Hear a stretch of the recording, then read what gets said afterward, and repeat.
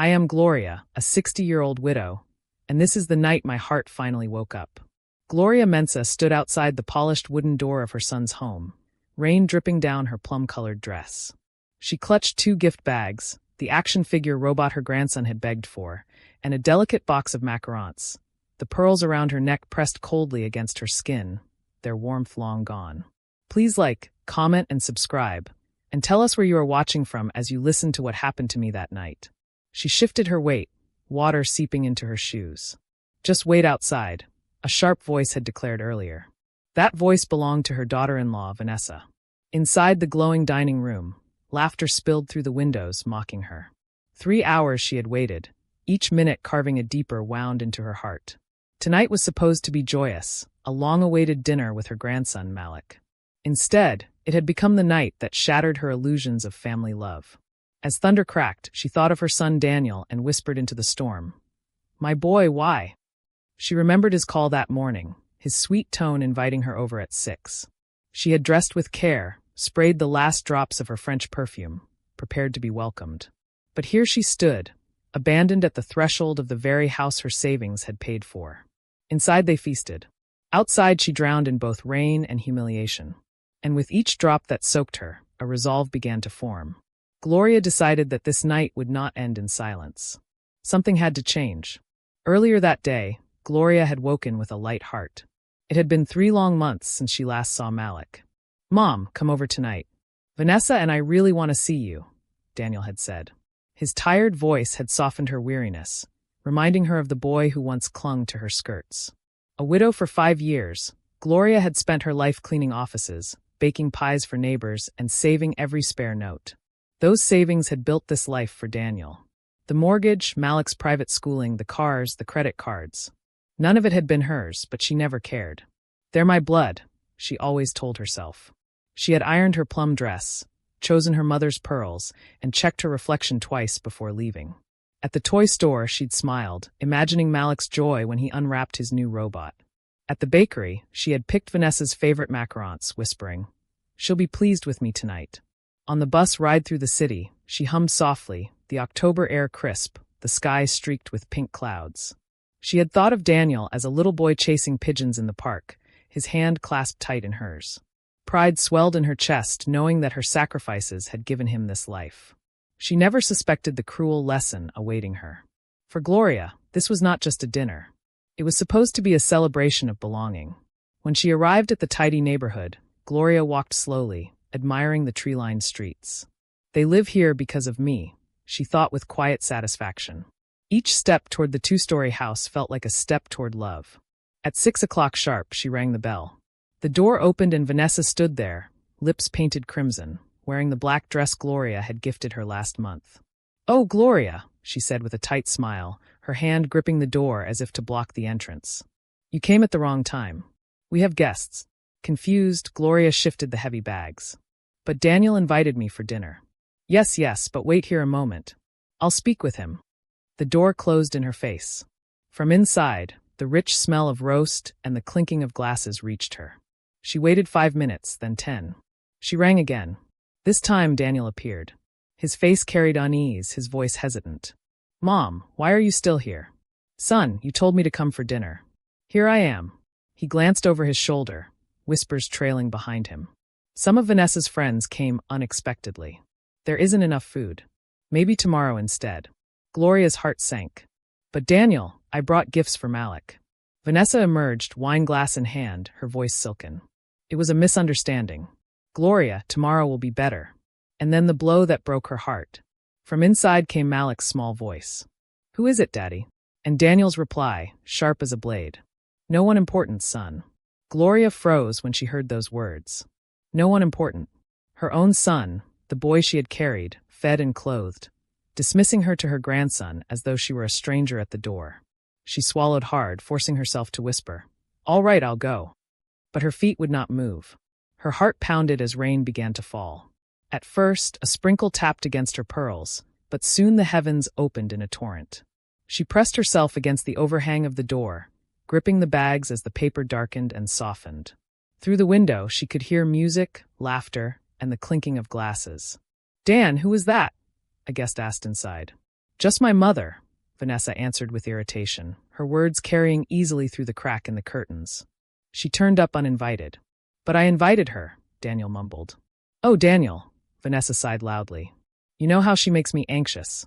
Always finding fault. Always dramatic. Gloria's chest tightened. Fault. She had never once complained. Her life had been an endless chorus of praise and gratitude for them. Yet here she stood shivering in the rain, accused of being nothing more than a burden. The rain plastered Gloria's plum dress to her body, chilling her bones. She wrung her hands, trembling, not from cold alone, but from disbelief. Inside, voices floated to her again. She always gets so emotional when she drinks, Vanessa said with a sneer. Emotional? Gloria barely ever accepted wine when it was offered, too mindful of her image before Malik. She hugged herself tighter, remembering every sacrifice, scrubbing other people's kitchens at dawn, baking pies until midnight, saving note after note so Daniel could attend college. Yet here at the house she had co-signed, she was reduced to nothing. The guests laughed. Toasts rang out. Vanessa's tone hardened. Honestly, Daniel, she should stop coming so often. She always turns everything into drama. Gloria shut her eyes, whispering to herself, a drama. Asking for love is a drama now. Lightning flashed across the sky, illuminating her reflection in the window. An old woman drenched, forgotten, pressed against a door that would not open. After an hour of waiting, her fingers numb, Gloria tried once more. She rang the bell. Daniel opened it, irritation on his face. Mom, you're still here. You're going to make yourself sick.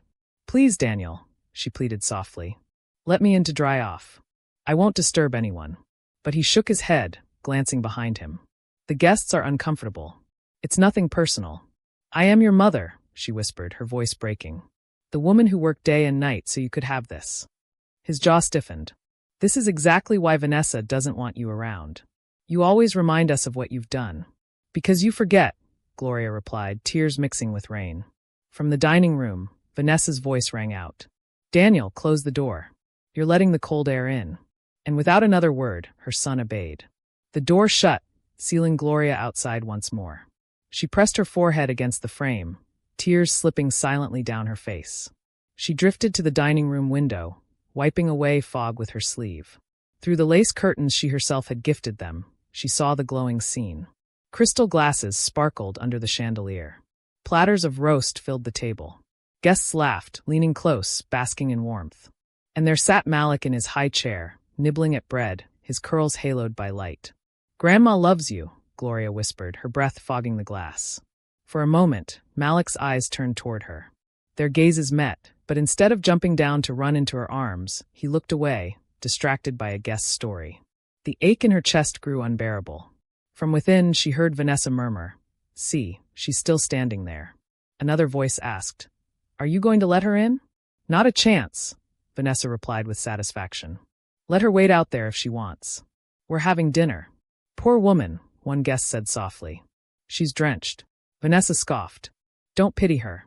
She's manipulative. Always trying to make herself the center of attention. If I let her in, she'll turn the night into one of her sob stories. Gloria's lips parted in shock. Manipulative. She, who had emptied her savings to cover their debts, who had paid every bill without complaint. Daniel's voice intervened faintly. Maybe we should let her in, Vanessa. It's been hours. Oh, Daniel, Vanessa snapped. She's tougher than she looks. She'll go home when she's tired of her tantrum. Gloria staggered backward from the window, the word echoing in her skull. Tantrum. That was what they thought of her. Her breath shook, her chest heaving as the rain beat down harder. A tantrum, she whispered to herself. 3 hours in the cold is a tantrum.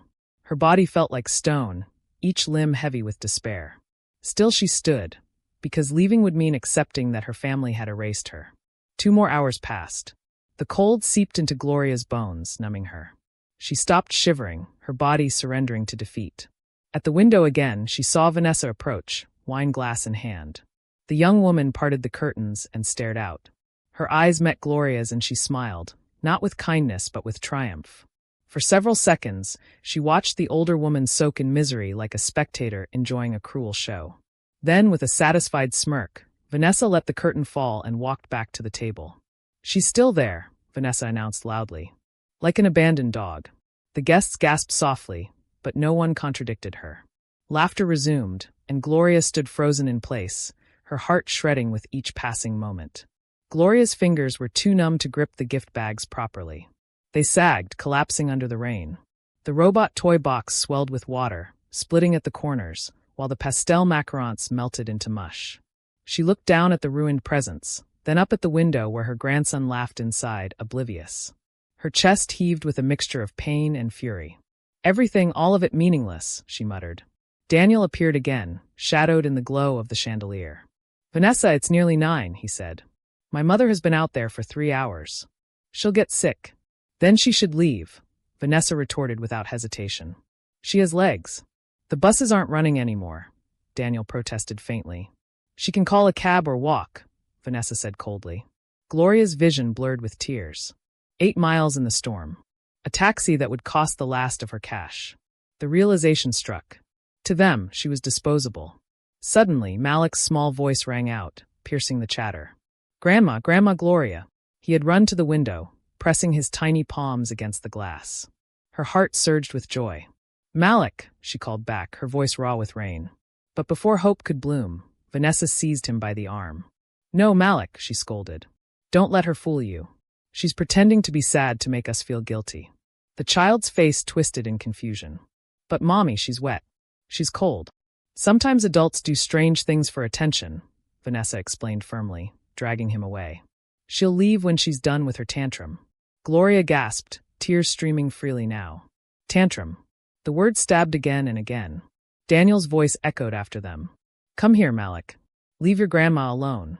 And Malik, wide-eyed with fear, obeyed. Their last gaze seared into Gloria's heart. Confusion, sadness, and fear flickered in her grandson's eyes. Her chest burned with humiliation. Yet deep inside something shifted. She realized she could stand there forever, soaked, aching, and still they would never open that door. At that moment, she pulled her trembling phone from her purse. Her neighbor's texts blinked on the screen. How's dinner going? Did Malik like the toy? Gloria could not answer.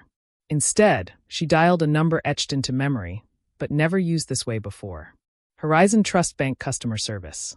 A polite voice said, How can I help you? Gloria inhaled deeply. I need to freeze some accounts, she whispered. Her voice cracked, but her heart steadied. The operator asked for her details, and with stiff fingers she typed. Perfect, Mrs. Mensah. You are the primary holder and co-signer on several accounts. Which would you like to freeze? All of them, Gloria answered, her eyes fixed on the glowing window. Every single one. The operator listed them. The payroll account where her pension landed, the savings she had scraped together, the joint household account, Malik's school fund, the mortgage, the credit cards. Do you want to freeze everything? Everything, Gloria repeated, her voice steady now. Are you sure? It will block every card and transfer. Through the curtain she saw Vanessa, pouring more wine, laughing without a care. Gloria's lips curled into the faintest smile. Yes, I'm sure. Very well, the operator confirmed. The process will take about 2 hours to complete. Do you want confirmation by email? Yes, send me everything. Gloria hung up, slipping the damp phone back into her purse. For the first time that evening, warmth flickered in her chest. Not from their acceptance, but from her own strength. She rang the bell one last time, waiting with quiet resolve. Vanessa opened the door, irritation painted across her face. Gloria, what part of you can't come in do you not understand? Gloria straightened, her soaked dress clinging to her frame, her pearls glistening with rain. I only came to say goodbye, she said evenly. Vanessa blinked, taken aback. Goodbye. Yes, I've understood the message. I'm not welcome here. Vanessa smirked faintly. Finally. Took you long enough. Gloria's eyes gleamed. One more thing, she added calmly. Starting tomorrow, you'll need to learn to live on your own resources. Vanessa frowned. What do you mean? Gloria smiled faintly, her voice sharp as lightning. Nothing important, just that my money won't be paying for your comforts anymore. Vanessa's laugh was brittle. Please, we know you can't live without us. But Gloria only turned, stepping into the rain with newfound strength. Daniel appeared behind his wife, his expression conflicted. Mom, are you leaving? Do you need money for a taxi? She turned slowly, her drenched figure regal despite the storm. I don't need anything from you. Not anymore. Don't be like that, Mom, Daniel pleaded. You know Vanessa gets nervous with guests. Tomorrow we can talk. Gloria's lips curved into a bitter laugh. There is nothing left to talk about. You're exaggerating, he muttered. Am I? She asked. Or have I finally opened my eyes? Vanessa crossed her arms impatiently. This is ridiculous. If you're done with your performance, leave already. Oh, I'm leaving, Gloria said with quiet finality. But remember this moment. Tomorrow will not be the same. She turned and walked down the path, ruined gifts in her hands. Behind her, Vanessa scoffed, but Daniel lingered at the doorway, his eyes following the silhouette of a mother who had finally chosen herself. Gloria walked slowly down the empty street, each step lighter than the last. Rain soaked her hair, but she no longer cared. She hailed a taxi on the main avenue. The driver, an older man with kind eyes, looked at her dripping figure. Ma'am, are you all right? She smiled faintly. I'm perfect, she said, and she meant it. The ride home was quiet, her phone buzzing with the bank's confirmation. All accounts successfully frozen. Relief warmed her. For the first time in decades, she felt free of chains she hadn't even realized she wore. She arrived home late, stripped off the ruined plum dress, showered, and slipped into her favorite pajamas. She brewed chamomile tea and sat by her small balcony window. For once, there were no demands, no calls, no worries about Daniel's bills or Vanessa's whims. The silence was bliss. That night, Gloria slept soundly, her dreams clear of storm clouds. Morning sunlight filtered through her curtains, warming her face. Gloria stretched, savoring the freshness of a new day. She made black coffee and toast with her homemade plum jam. The quiet hum of her apartment felt like music. At 9:30, the doorbell rang. She peeked through the peephole and saw her neighbor Felicia carrying a paper bag of pastries. Good morning, Gloria, Felicia said cheerfully. How was dinner last night? You look oddly relaxed. Gloria laughed softly and gestured for her friend to come in. Over coffee, she told Felicia everything. Every cruel word, every rain-soaked hour, every laugh she heard through that window. Felicia's eyes widened, her jaw dropping. I can't believe they treated you like that, she said angrily. After all you've done. Gloria shrugged, sipping her coffee. I don't care anymore. For the first time, I chose myself. She paused, then added with quiet pride, I froze every account. Felicia's hand flew to her mouth in shock before she burst out laughing. You did what? Gloria nodded. All of them. Every account, every card, the mortgage, the school fees, the credit cards, everything. Felicia slapped the table, laughing with delight. Oh, Gloria, I love this new you. The phone on the counter began to ring. Daniel's name flashed across the screen. Answer it, Felicia urged, her eyes twinkling. This will be good. Gloria picked it up slowly. Hello, Daniel. Good morning. His voice was frantic. Mom, what did you do? None of the cards are working. Vanessa went to the supermarket, and everything was declined. The bank says the accounts are frozen. Gloria took a slow sip of her coffee. Yes, I know. Why, Mom? Why would you do that? Because it's my money, Daniel, and I've decided not to share it with people who humiliate me. Daniel's voice cracked. Mom, don't exaggerate. Vanessa was just stressed because of the guests. Stressed? Gloria repeated. Is that what you call 3 hours in the rain?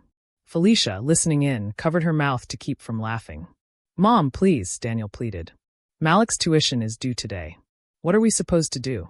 That's not my problem anymore, Gloria said calmly. But he's your grandson. My grandson who sat at the table while I stood outside like an abandoned dog, she replied firmly. From the background, Vanessa's voice screeched. Tell her I'll have to get a job if she doesn't unfreeze it. Daniel relayed the message nervously. Gloria chuckled. That's the best news I've heard in years. Mom, please come over. Let's talk. No, Daniel. I will not set foot in that house until Vanessa kneels and apologizes for every cruel thing she said. Later that morning, Daniel and Vanessa arrived at her apartment, both looking haggard. Felicia stayed seated like a witness. Vanessa's eyes were red from crying. Gloria, I'm sorry about last night, she whispered. Which part are you sorry for? Gloria asked firmly. For making you wait outside, Vanessa said quickly. For an hour, she added. Gloria raised a brow. 3 hours, she corrected. Vanessa shifted uncomfortably. All right, 3 hours. I'm sorry.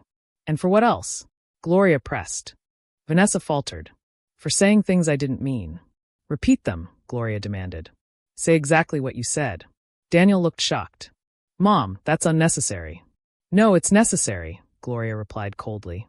Vanessa's face crumpled as she whispered. I'm sorry for calling you manipulative, for saying you were dramatic, for comparing you to a dog, for saying I had to set boundaries with you. Good, Gloria said evenly. Now kneel. Vanessa's head shot up. What? On your knees right here in front of Felicia as witness. Vanessa's cheeks flushed crimson. That's humiliating. As humiliating as leaving me in the rain like a stray? Gloria asked softly. Daniel shifted uneasily. Mom, be reasonable. This is reasonable, Gloria replied. Vanessa stared, trembling, torn between pride and desperation. Finally, she lowered herself to her knees, tears streaking her face. I'm sorry, she sobbed. I apologize for humiliating you, for disrespecting you, for forgetting everything you've done for us. Gloria nodded slowly. That's better. Now stand. Vanessa rose, dust on her expensive dress. Her pride shattered. Daniel looked pale, his eyes darting between his wife and mother. For the first time, the balance of power had shifted. Now, Gloria said, folding her arms, we establish new rules. Daniel frowned. Rules? Yes. Rules for my money, my presence, and my dignity. If you break them, everything ends forever. Vanessa looked terrified. What rules? Rule number 1. I am no longer your bank. You will handle your own expenses. Rule number 2. I will only cover Malik's essentials. School, food, clothes. No extras. Vanessa paled. But his piano lessons, his swimming classes. Over, Gloria interrupted. Rule 3. No more designer clothes, no restaurants, no vacations on my dime. Rule 4. Vanessa has 30 days to get a job. Any job. If not, I cut everything. Vanessa gasped. 30 days? That's impossible. It's more time than you gave me to find shelter in the rain, Gloria replied coolly. Felicia clapped her hands in delight. Oh, this is good, she whispered. Daniel raised his hands in protest. Mom, Vanessa's not used to working. You can't expect her. Rule 5, Gloria continued, ignoring him. I will only visit by invitation. Rule 6, when invited, I must be treated with respect. Rule 7, Vanessa will take a class on etiquette and respecting elders. Vanessa let out a small cry. That's insulting. So was your laughter last night, Gloria retorted. Rule 8, 15% of any income you have will go into savings. Rule 9, no new credit cards. Rule 10, one single act of disrespect toward me, and it's over. Permanently. Silence filled the room. Daniel's mouth opened, but no words came. Vanessa wiped her tears, nodding weakly. Yes, she whispered. Daniel echoed softly. Yes. Good, Gloria said. Felicia is my witness. Break any rule, and she will confirm it. Vanessa swallowed hard. When will you unfreeze the accounts? Gloria leaned back in her chair, her expression calm. When I see real change. When Vanessa works. When you treat me with genuine respect. Until then, manage with what little you have. Daniel opened his wallet and pulled out a $50 bill. Vanessa checked her purse. I have 10. Then you'll survive on $60 until you learn responsibility, Gloria said simply. Vanessa burst into tears. You can't do this. We'll have to move. Malik might lose his school. Then you'll live like millions of other families do, within your means, Gloria said coldly. Daniel looked defeated. Mom, please, we'll change. We'll prove it. This is your last chance, Gloria warned. Don't waste it. They left her apartment empty-handed, their faces pale, their pride broken. The following days were strangely quiet. Gloria's phone, once buzzing with constant requests for money, was silent. She sat on her balcony, sipping coffee, enjoying the peace. Neighbors stopped her in the hallway, offering words of admiration. We all knew that woman was draining you, said Mrs. Nkem from the 4th floor. But we never thought you'd have the courage to stop her. Gloria smiled softly. It's never too late. On the 5th day, Vanessa appeared at her door alone. Her hair was messy, her eyes dark with exhaustion. Gloria, please. I've been looking for work, but no one will hire me. I haven't worked in years. Gloria crossed her arms. Welcome to the real world. I scrubbed floors for decades to support Daniel. If I could, you can. Vanessa bit her lip. What do you want me to do? Start by apologizing to everyone who heard you humiliate me, Gloria replied. Vanessa paled. That would ruin me. It already has, Gloria said quietly. 2 days later, Daniel visited. He looked weary, shadows under his eyes. Mom, may I come in? She nodded, and he sat heavily in her living room. Your apartment feels so warm, he murmured. I never noticed before. Gloria arched a brow. You were too busy enjoying the life my money built. Daniel nodded slowly. You're right. These past few days without your support have opened my eyes. Vanessa has been screaming at me, calling me a failure, saying she only married me because I had a rich mother. Gloria's heart ached at the confession, but her eyes stayed firm. She said that. Yes, Daniel whispered. And worse, she said her friends laugh at us because we depend on you. For the first time, Daniel began to cry. Mom, I made a terrible mistake marrying her. Gloria reached for his hands. Son, better to face the truth late than never. Daniel's voice shook. I'm scared. If I leave her, she'll take Malik. Gloria's grip tightened. She can't win custody easily when she's shown herself selfish and cruel. And even if she tries, you fight. You fight for your son like I fought for you. That evening, Daniel confronted Vanessa. The fight shook their house, echoing through the neighborhood. The next morning, he arrived at Gloria's door with Malik by his side and a small suitcase in hand. She chose divorce, Daniel said simply. She said she never married me to live like a middle-class woman.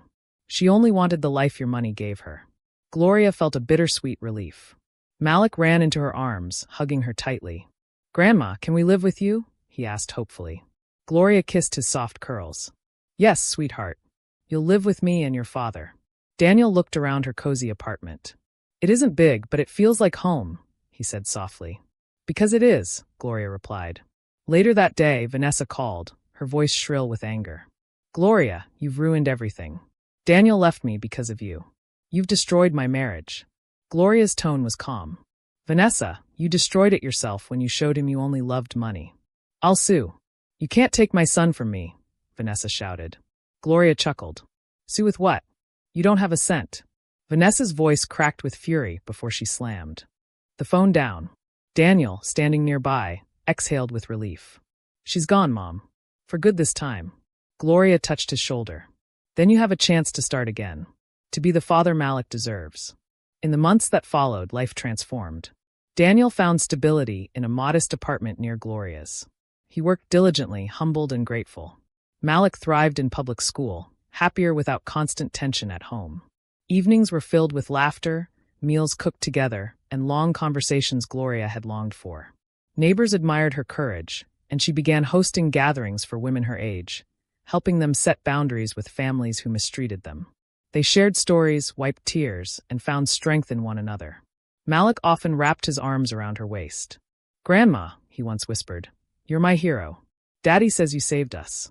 Gloria smiled, tears brimming. No, sweetheart. I only saved myself. The rest followed. At 60, she discovered the truth she had long ignored. Self-respect was not selfishness. It was survival. And as she looked at her son and grandson, safe and smiling in her small apartment, she knew she had won back more than dignity. She had reclaimed her family's future. Please like, comment, and subscribe, and tell us where you are watching from. And remember, no matter your age, you are allowed to choose yourself.